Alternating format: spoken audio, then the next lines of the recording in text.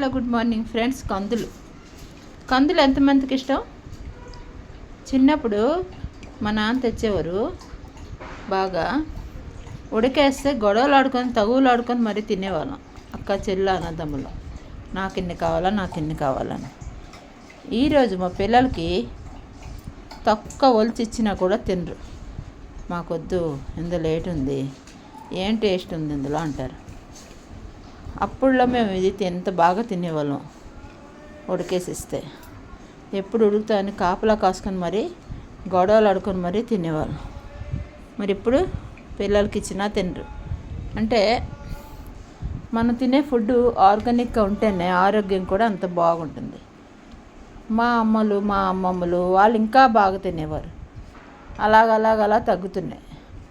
మేము కాస్త తిన్నాం. ఇప్పుడు మా పిల్లలు నేను తినిపించాను, అలాగని కాదు, ఆర్గానిక్ ఫుడ్ బాగా తినిపించాను. ఇప్పుడు కూడా దేశీ వెళ్ళి కొన్ని తెచ్చి తినిపిస్తాను బలవంతంగా. ఇటువంటివన్నీ తింటే ఏంటంటే ఆరోగ్యానికి చాలా మంచిది, దేశీ ఫుడ్ కాబట్టి. ఇది ఒలిచి వాళ్ళకి ఇస్తా, అప్పుడే తింటారు. మేమైతే ఒలుచుకొని తినేవాళ్ళం. అయినా అందులో ఉన్న ఆనందం వేరే. కందులు అంటే ఎవరికి ఇష్టం లేదు ఫ్రెండ్స్.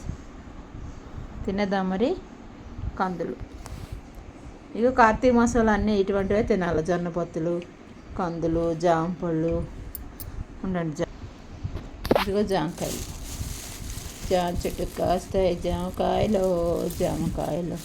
ఇవి నాసిక్ పళ్ళు చెప్పాను కదా. ఇవి ఇలా పండిపోయి ఉన్నట్టుగా కనిపిస్తాయి, కానీ తింటే ఇది చూడండి, ఇది లోన చాలా టేస్టీగా ఉంటుంది ఈ ఫ్రూట్. ఇది నాసిక్ పళ్ళు, సిరిడి దగ్గర నాసిక్ ఉంది కదా, అక్కడ నుంచి వస్తుంది.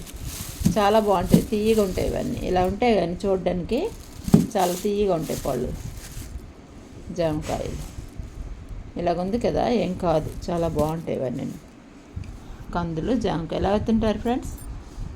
తినాలి ఫ్రెండ్స్. మన శరీరంలో, మన బాడీలో 70% వాటర్ ఉంటుంది.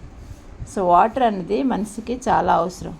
ఫ్రూట్స్లో ఇటువంటి అన్నిటిలో ఏంటంటే వాటర్ ఎక్కువ ఉంటుంది. అందుకే మనం ఇవి తింటే ఆరోగ్యానికి చాలా మంచిది.